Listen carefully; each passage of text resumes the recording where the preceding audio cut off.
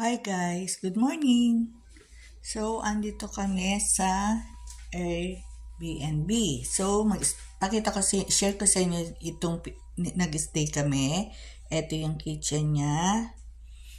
Meron ding kettle and then yung induction na Tapos meron itong water, meron hot and cold. Kompleto siya, kompletong gamit. Wala kayong intindihin. Pwede kayo magluto dito. And then, meron oven toaster, microwave, and rep.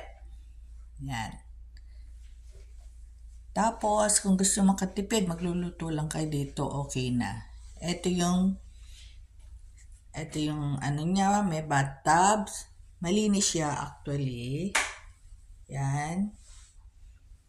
Ito yung bathtub dito. Tapos, ito yung pwede kayo dyan mag-makeup, toothbrush, tapos meron din siyang hair dryer. Yan. Tapos, ito yung washing machine. Kung pupunta kayo pala dito, pwedeng konti lang damit ang dalhin nyo para hindi kayo masyadong sa baggage nyo.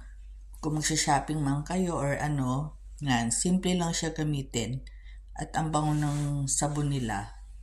Tapos, ito yung CR. Yan. Malinis siya. Yan. Malinis. Tapos, ito yung yung kainan. Kasya ang 6. May TV.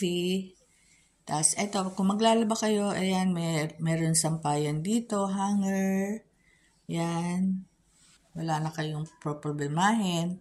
Meron ding timbangan. Yan.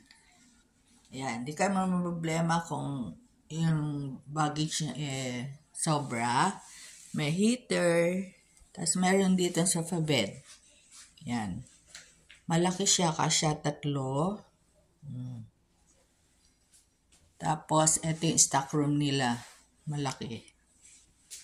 Tapos, dito sa side nito, merong 2 bed. Yan. Queen size. Yan. Meron ding heater. Yan. Tapos, hagayak na yung maleta namin. Ito yung hallway niya, palabas. Yan. Tapos, ito yung isang room, pataas, 2nd floor. Yan. Okay na. Ayan. Kung ano nagulat si Tina. Kung ano yung itsura dito sa baba, ganun din sa taas. Yan.